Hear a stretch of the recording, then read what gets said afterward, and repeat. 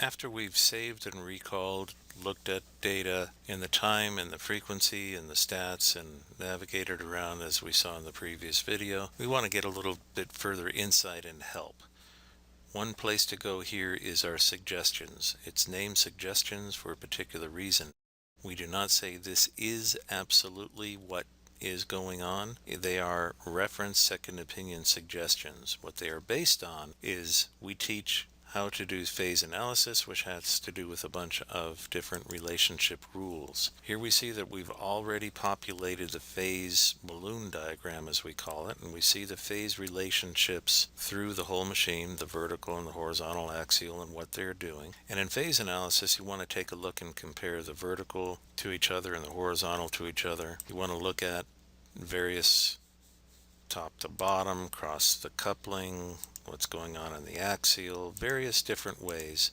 And what we've done is, while this is the rules that we teach how to do the analysis, we've added another little help piece by putting a point system together and how close they match. If they're absolutely 180 to 180, you get a little higher point value. If they're slightly off, which you always get a little bit off, points go down a little bit until they finally are not even in that relationship at all, don't get any points. We put these points, put them into these values here, and much easier. You can look at it in particular to help in the analysis. We do the same thing for the rules of amplitude. These are amplitude values. If they're unusually high relative to the other ones, we'll even flag it a little bit red. Look at those values, but the easiest thing to do is to jump to the summary. Here's the summary. Here's how all the points came out relative to imbalance and the phase relationships and the amplitude relationships. Here's how the points were adding up for a total to imbalance. Similarly for misalignment, they're never all going to be absolutely the same, but here we go. Here's a little bit saying possible misalignment going on there, but most all this is going on and saying this is imbalance. And guess what? On the bottom, this little meter reader saying if the system had to make a call, it's going to say we're dominated by imbalance, not so much misalignment. Over here, these are different.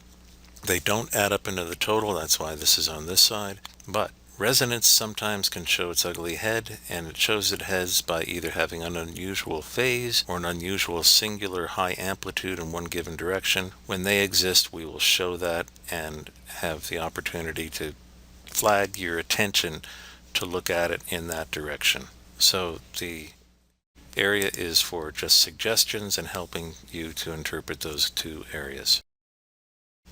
Phase is a very important aspect of vibration analysis because it tells us things that the time and frequency simply cannot. For example, here we see the frequency and how much energy at a given frequency we get in it.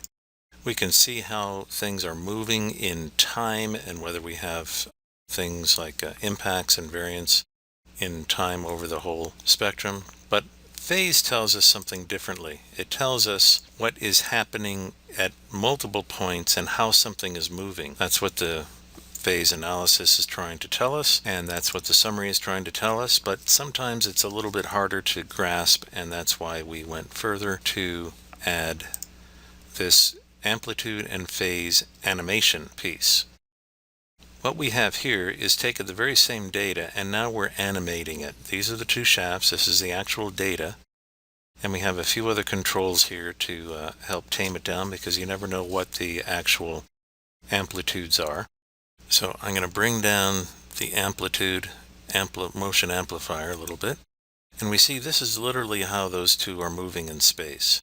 We can change the speed, slow it down to kind of grasp a little bit better, or speed it up to sort of get a better feel. We can shift the spacing because we really don't know the distance between the couplings of the two shafts, so we can bring them more together or bring them further apart. Here we have the actual orbits that are being traced, and this is the important thing. We want to take a look at what the shape of the orbit is, and that will tell us an awful lot about how it is either imbalance or misalignment, because certain types of motion simply cannot happen with one type of fault versus another. The rule is for imbalance is what goes around comes around. So it's a vector that will continuously do equally all around the full orbit. And misalignment is very directional, so it'll be high and low or high and low in very specific directions, but not equal all around.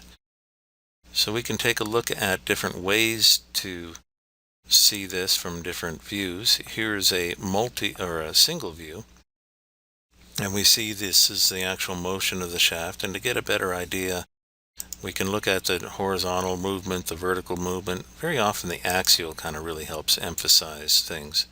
And we see the two shafts are coming around, they are working together, and they're making a nice round imbalance, what goes around comes around kind of motion. We can emphasize it a little further by putting orbits on, and these are the actual traces of all the ends of those.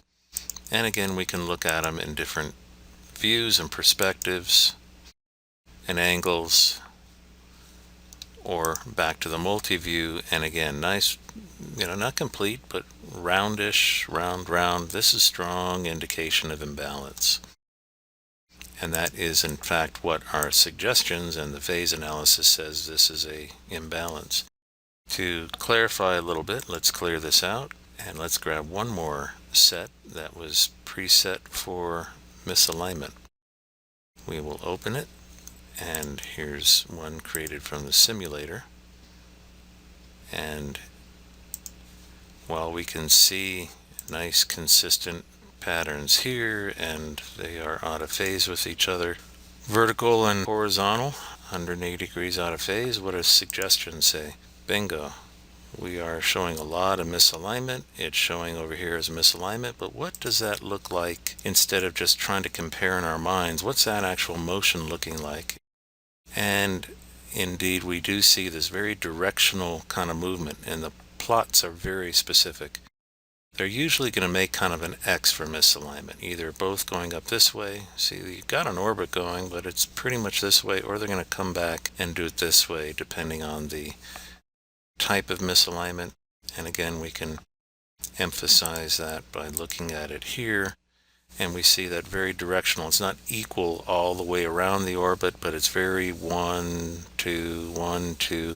That's why you also get a 2 times RPM amplitude increase in the frequency domain, because misalignment has a 2 times component, certainly has a 1 time component, but it has this characteristic motion that you really cannot see in time and frequency plots. And that's why we tried to help visualize things and look at orbit plots as another way to bring in the last piece of information. All of it really ultimately relates to the time, the frequency, and the phase.